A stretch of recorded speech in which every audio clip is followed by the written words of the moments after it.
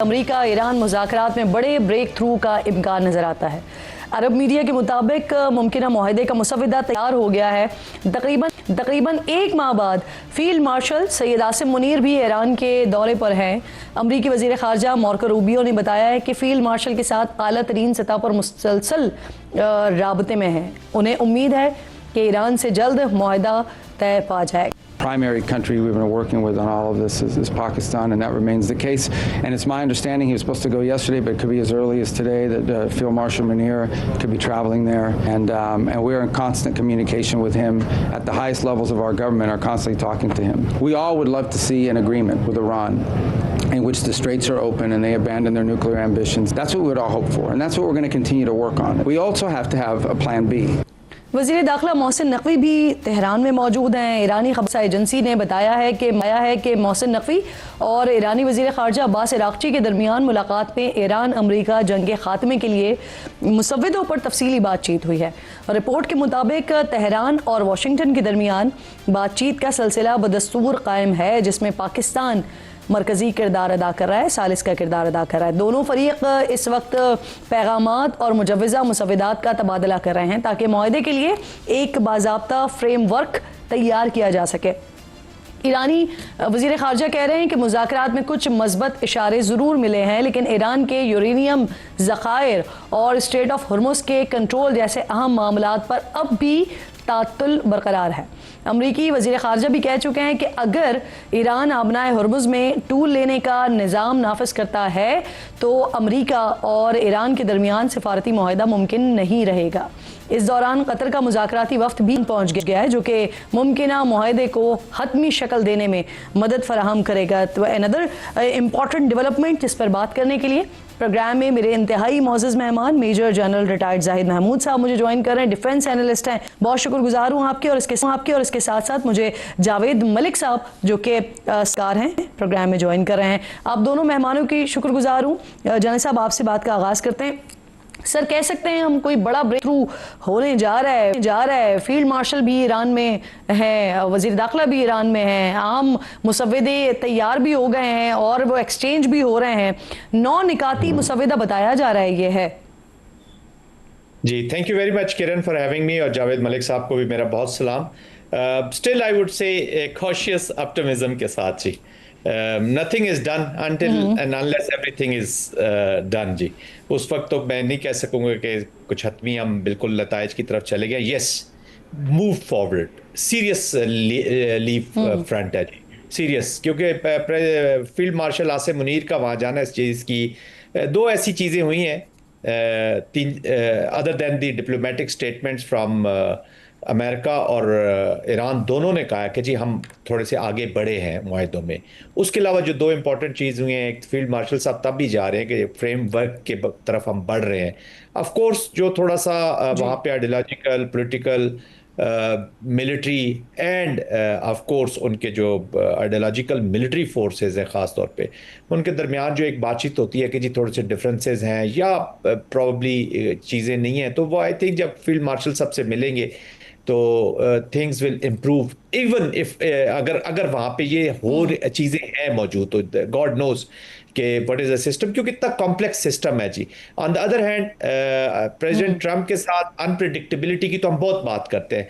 थोड़ा सा इस हुर्मुज़ का जो उन्होंने ब्लॉकेट किया अमेरिका ने, और उसके बाद आपको याद होगा कि लेबनान के अंदर जो सीज फायर कराया और इजराइल को मना किया और उसके बाद वो वॉर दोबारा शुरू हो गई, तो अनप्रिडिक्टेबिलिटी के साथ साथ अनरिलायबिलिटी का फैक्टर भी ज़रा प्रोमिनेंट होके आ गया है। तो बहुत से ब्रिजेस बनाने हैं, एक ब्रिज नहीं है, तो आप इंट्रा ईरान ब्रिजेस भी समझ लें और इंट्रा जो अब यूएस एडमिनिस्ट्रेशन या यूएस की जो वो फोर्सेस है जो स्पॉयलर्स है ख़ास तौर पे, उनकी प्रोटेक्शन, और एक जो बिग एलिफेंट प्रोटेक्शन करवानी है वो इजराइल है।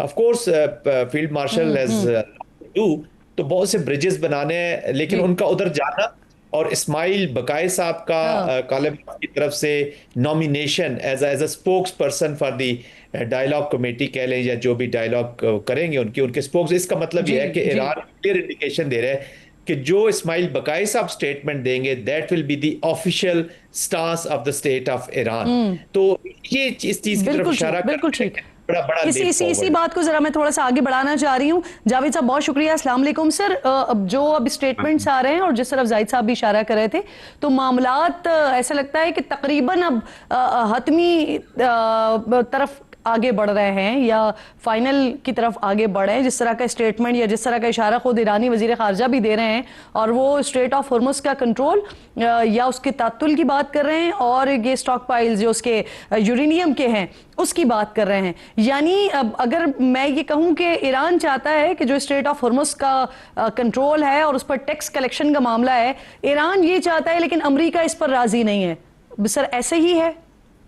जी किरण साहब वालेकुम अस्सलाम, थैंक यू आपको भी, जनरल साहब को भी और तमाम देखने वालों को। देखिए थोड़ा सा मैं चीज़ों को कॉन्टेक्स्ट में अगर ले आऊँ, देखिए हम पिछले काफ़ी दिनों से ऑब्वियसली इन चीज़ों पे एनालाइज भी कर रहे हैं, प्रोग्राम्स भी हो रहे हैं और बहुत तेज़ी से चीज़ें बदल रही हैं। कल तक तो हमें ये लग रहा था क्योंकि हमने देखा कि हमारे जो वज़ीर दाखिला हैं वो तो हैं ईरान में कुछ दिनों से आमदोरफ्त उनकी हो रही है और वो मुलाकातें भी हो रही हैं उनकी, लेकिन कल तक हमें ये लग रहा था कि शायद अभी तक कुछ तातुल है।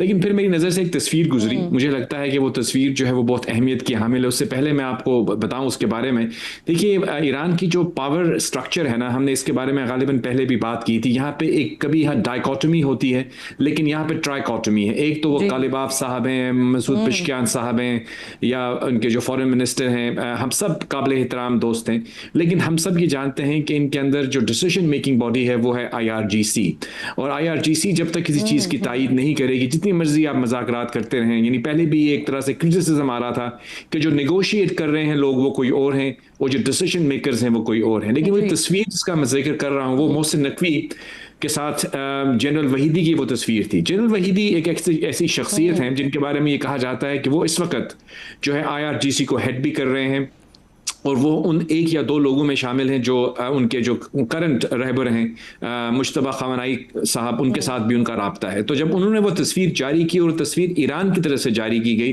तो फिर मुझे लगा अब जो है मुज़ाकरात सही जगह पे हो रहे हैं। यानी अब ऐसा हुआ है कि तमाम जो उनके पावर सेंटर्स हैं वो यकजा होकर इस मामले को सॉल्व करने की तरफ जा रहे हैं। और हमने उसके बाद फिर मुझे कुछ बहुत करीबी लोगों से मेरी बात हुई जो इस प्रोसेस के बहुत करीब हैं। ऑफ कोर्स सीक्रेसी का एलिमेंट भी है, लेकिन उन्होंने बताया कि फील्ड मार्शल साहब जब जाएंगे तो फिर आप ये समझ सकते हैं कि मामले जो हैं वो हल होने के करीब हैं।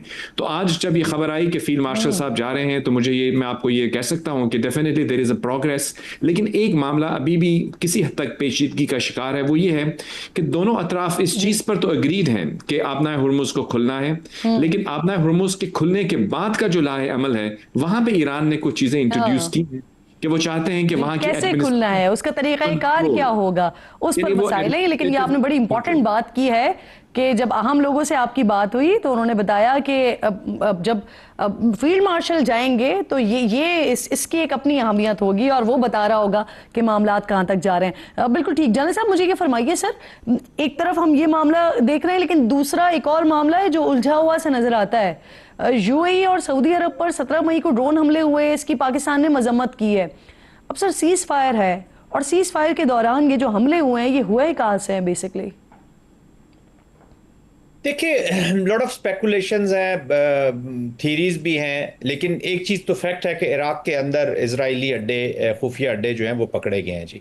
और इजराइल जो है उसके ऊपर मैंने पहले भी आप पिछले सवाल के जवाब में भी इजराइल की तरफ इशारा किया कि the big spoiler, the elephant in the room, और ऑफ कोर्स वो कभी भी नहीं चाहेगा कि एक कलेक्टिव रिस्पॉन्स जाए। They are already not happy with the restraint being shown by the Gulf countries, खासतौर पे सऊदी अरेबिया, कतर, कुवैत, इन लोगों ने बहुत रिस्ट्रेंट शो किया है। ऑल्दो इसमें पाकिस्तान का बहुत अहम किरदार है इस रिस्ट्रेंट में, और दैट हैज़ वर्कड, और उससे सपोर्ट भी किया है। तो हो सकती है, but Kiran this is not a big issue to be very honest. लोग बड़ा कंसर्न करते हैं कि जी ड्रोन हमले हो गए। देखिए ना, सीज फायर तो लेबनान में भी है जी, तो वो सीज किया हुआ है, सीज करना है लेबनान के लोगों ने और फायर करना है इजराइल ने। तो वॉर के दरमियान कुछ ना कुछ ऐसी चीजें चलती रहती हैं। Cease fire 100%, it's not very concerning. Good thing is process is intact. Good thing is कि प्रोसेस इस वक्त मैक्सिमम मोमेंटम के साथ फंक्शनल। और पाकिस्तान ने एक बड़ी जो खूबसूरत चीज की है as a most trusted conduit कह ले या स्ट्रेटेजिक कंडुइट कह ले मीडिएटर के तौर पे, कि उन्होंने कांटेक्ट ब्रेक नहीं किया किसी पार्टी के साथ भी। और न सिर्फ पाकिस्तान ने दोनों पार्टीज के दरमियान, दोनों जो बेलिजरेंट्स हैं उनके दरमियान अपना राब्ता बहाल रखा है, they created cushioning of the dialogue to other friends, Qatar, Turkiye, stalemate कहीं पर भी नहीं आया, जिसका लग रहा था कि शायद अब वो तातुल आ गया, लेकिन वो नहीं आया। ये यहाँ तक पहुंचने में पता चलता है कि पीछे काम होता रहा है। जी बिल्कुल ठीक। सर मुझे इजाजत दीजिएगा, जावेद साहब आपकी तरफ एक सवाल लेकर आ रही हूँ। कुछ खबरें इस तरह की भी गर्दिश कर रही हैं कि जो स्ट्रेट ऑफ हॉर्मुज ब्लॉकेड हुआ, उसके बाद सऊदी अरब और कतर, ये दो वो ममालिक हैं जो ऐसा सोच रहे हैं या प्लानिंग में है उनकी कि उनके जो ऑयल रिजर्व्स हैं वो पाकिस्तान में बनाए जाएं। तो अगर इन खबरों में सदाकत है तो ये तो एक बड़ी अपॉर्चुनिटी भी होगी और एक बड़ी पेशरफ्त होगी यकीनी तौर पर पाकिस्तान के लिए। जी देखिए, मेरी नज़र से कुछ ऐसी बावसूख खबर नहीं गुजरी, लेकिन यह ज़रूर हो सकता है, क्योंकि मैं जानता हूं कि जीसीसी के अंदर कुछ ममालिक ऐसे हैं जिन्होंने अपने कुछ रिजर्व जो है वो अपनी टेरिटरी से बाहर भी रखे हैं। अगर पाकिस्तान में ऐसा होता है तो obviously that is something which can be encouraged. लेकिन मैं समझता हूं कि इस मसले के हल के लिए ज़रूरी है कि ये जो नेक्स्ट 2-3 दिन हैं इनमें कुछ ब्रेक थ्रू सामने आए, क्योंकि हम जानते हैं कि अभी आबनाए हुर्मुज़ का ओपनिंग जो है वो सबसे एक इम्पॉर्टेंट इशू है, न सिर्फ इसलिए कि वो इन दोनों ममालिक के दरमियान कशीदगी रखे हुए है, बल्कि उसकी वजह से पूरी दुनिया में एक तरफ से इकोनॉमिक फॉल आउट हो रहा है। खुद हम पे और आप पे भी इसका इम्पैक्ट है। और अब अगर जिस तरह की प्लान वहां से आई है कि वो उसको फ्यूचर में कंट्रोल करना चाहेंगे, तो फिर तो वो किसी को एक्सेप्टेबल नहीं होगा मेरे ख्याल में, न सिर्फ गल्फ ममालिक को बल्कि इवन हमें भी, क्योंकि अगर आप वहां पे टोल लगा देते हैं तो टोल की वजह से फिर कीमतें बढ़ेंगी। कीमतें जब बढ़ेंगी तेल की और मादनियात की और मुख्तलिफ चीज़ों की, गैस की, तो असरात हर मुल्क पे आएंगे। तो आई डोंट थिंक ऐसा होगा। सो कुछ लोग ये समझते हैं कि ये पॉस्चरिंग है, एक बार्गेनिंग चिप है, इसको वो लेकर सामने आएंगे, लेकिन जब वो टेबल पे बैठेंगे तो हो सकता है इसको वो फोरगो कर दें in exchange for some other relaxation. Zahid sahab, अगर आपके पास है कोई इस तरह की खबर, इस खबर को भी कंफर्म कीजिएगा अगर आपने सुना है या आपके पास कुछ बताया है कोई करीबी जराए ने। साथ साथ ये सवाल भी ले लीजिए कि कल 2 बड़े इंपॉर्टेंट विजिट्स हम देखते हैं जो होने जा रहे हैं। प्राइम मिनिस्टर चाइना जा रहे हैं, जबकि दूसरी तरफ जो अमरीकी वजीर खारजा हैं मार्को रूबियो, वो विजिट करने जा रहे हैं भारत को। तो कैसे देख रहे हैं आप इन विजिट्स को, और ये कहीं पर भी लिंक करते हैं मौजूदा सूरत हाल से सर? जी देखिए, लिंक तो वॉर किसी रीजन में भी हो रही हो, वो हर बायलैटरल विजिट के दरमियान बड़ी इंपॉर्टेंट कहीं ना कहीं वो फिगर आउट ज़रूर होती है। बिकॉज ये जो अभी ख़ासतौर पे ईरान और यूएस इजराइल का ये जो कॉन्फ्लिक्ट है, it is a global issue जी, पूरे ग्लोब को उसने इम्पैक्ट किया। और चाइना तो उसका सेकंड विक्टिम है जी। China as a target, Venezuela से लेके जो कुछ ईरान तक हो रहा है, वो डायरेक्टली और indirectly China is one of the target. तो पाकिस्तान और चाइना तो डेफिनेटली इस पे बात करेंगे। फिर चाइना जो है पाकिस्तान की मीडिएटरी रोल से के साथ खड़ा हो गया, जो हमारा स्ट्रेटेजिक पार्टनर है। हमारी हर चीज चाइना के साथ, उसको जो लेवल ऑफ आवर फ्रेंडशिप है, that can not be matched और compared with any other relationship, चाहे हमारे अभी कितने भी अच्छे ताल्लुकात किसी से क्यों ना हो गए। तो वहां तो डेफिनेटली ये रहेगा। और चाइना का जब वेट इन डिप्लोमेटिक एफर्ट्स में पड़ा है, तो उसमें पाकिस्तान की जो कदर है उसमें और इजाफा हुआ है जी, और उसमें इफेक्टिवनेस आई है। That also eased out Iran as well, कि जी चाइना भी इस प्रोसेस के साथ है। चाइना और पाकिस्तान की दोस्ती की, और चाइना और स्ट्रेटेजिक पार्टनर्स हैं ईरान, उनका आपस में, तो ये तो बड़ा लाजमी ये नुक्ता वहां पे डिस्कशन में भी होगा। और फ्यूचर के अंदर इस तरह के मसाइल के ऊपर एक जॉइंट स्ट्रेटजी भी ऑफ कोर्स पाकिस्तान चाइना के साथ हमेशा मिलके करता है, उनको कॉन्फिडेंस में लेके जाता है। That's why we call them strategic partner. जहां तक मार्क रूबियो का ताल्लुक है, भारत को जो जा रहे हैं, देखिए एक बायलैटरल विजिट है। भारत ने पहले भी, जब अभी आरागची साहब भी भारत गए अभी इन दिनों में, तो उन्होंने एक स्पॉइलर के तौर पे एक अटैक किया इस मीडिएशन के ऊपर, जब वो अजित डोवल साहब, द मोस्ट हेटेड पर्सन जो है, वो मिल गए। तो उन्होंने कहा जी कि आप हमारा, we have the leverages with Iran, we have the leverages with Israel, तो आप इसको पाकिस्तान के को जरा साइड पे करें और देखें फिर हम आपको कैसे विन सिचुएशन आपको देते हैं डायलॉग्स के जरिए। तो विच हैज बिन डिक्लाइन। तो वो अभी भी मार्को रूबियो भी जब उधर जाएंगे, पहले अपने ट्रेड के इश्यूज हैं, बायलैटरल इश्यूज हैं, उनकी डिफेंस डील्स हैं, this is their own personal relationship, but ऐसे मुमकिन ही नहीं है मुमकिन ही नहीं है कि भारत कोई ऐसी चीज उनके ज़हन में न डालने की कोशिश करे जिस तरह पाकिस्तान के बारे में। देखिए ना, कल तक भारत में सबसे एक ही खबर चल रही थी कि जी फील्ड मार्शल साहब का जो दौरा है वो पोस्टपोन हो गया। तो उस पोस्टपोनमेंट के अलावा कोई उनके पास खबर ही नहीं थी। पूरा शाम वो मीडिया इसी पोस्टपोनमेंट पे चले गए। तो आज पता नहीं वो क्या कैसे उस आवाम को बता रहे होंगे।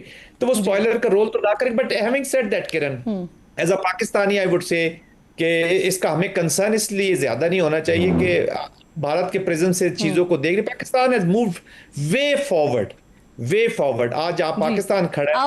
आपने दोनों स्पॉयलर्स की बात कर दी जाना साहब। यही सवाल मैं जावेद साहब के सामने रखूंगी। ये जितने भी अभी इस वक्त जो मुज़ाकरात की सिचुएशन बन रही है या बातचीत हो रही है, इसमें हमें एक जो स्पॉयलर है वो अभी उस तरह से एक्टिव नजर नहीं आ रहा। पिछले दिनों उसने बड़ी कोशिश की है, हर तरह से हर जगह पर पीछे फुटप्रिंट जो है वो इजराइल के हमें नजर आए, लेकिन मौजूदा हालात में अभी मुझे कुछ खास नजर नहीं आ रहे हैं। तो क्या होगा, क्या इक्वेशन क्या बनेगी जब अमेरिका और ईरान के दरमियान बातचीत हो रही होगी, मुज़ाकरात हो रहे होंगे सालिसों की मौजूदगी में? तो ये जो भी कुछ तय पाएगा वहां पर, क्या इजराइल को मनो-अन कबूल होगा? वैसे जी देखिए, डेफिनेटली इस पर कंसर्न तो ज़रूर है, लेकिन मैं आपको ये बताता चलूँ कि अमेरिका किसी हद तक तो इजरायली इन्फ्लुएंस में आ सकता है। ऑफ कोर्स उनकी लॉबी भी है वहाँ वाशिंगटन में। लेकिन एक चीज़ की realisation I think American policy makers को हो चुकी है। वो ये समझते हैं कि इस जंग की जो स्ट्रैटेजी इजराइल के इन्फ्लुएंस में बनाई गई थी वो समहाउ बैकफायर हुई है, बिकॉज जो अहदाफ थे जंग के वो हासिल नहीं कर पाया। तो आई डोंट थिंक वो अब अपने मजीद जो पॉलिटिकल और मिलिट्री गुडविल है उसको वो एक्सपोज करेंगे you know in further such thing. तो दूसरी बात, विदाउट यूएस सपोर्ट मुझे नहीं लगता कि इजराइल कुछ स्पॉइल कर सकता है। ये डेफिनेटली वो देखिए हर कोई अपनी हरकतें करता रहता है, लेकिन I think there is enough checks and balances available.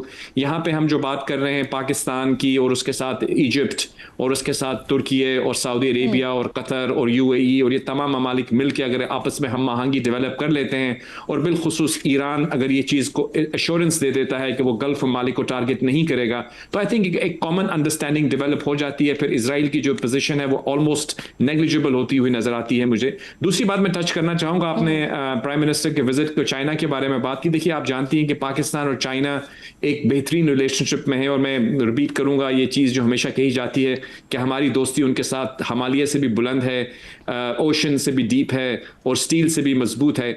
आज हमारे 75 साल कंप्लीट हो रहे हैं डिप्लोमेटिक रिलेशंस के। प्राइम मिनिस्टर का वहां जाना जो है वो इस चीज़ को सेलिब्रेट भी करना है, और इसके साथ साथ इस चीज़ को रीअश्योर करना है कि चाहे वो डोमेस्टिक मैटर्स हो या बायलैटरल रिलेशनशिप हो या ग्लोबल आउटलुक हो, पाकिस्तान और चाइना जो है वो एक साथ खड़े हुए हैं।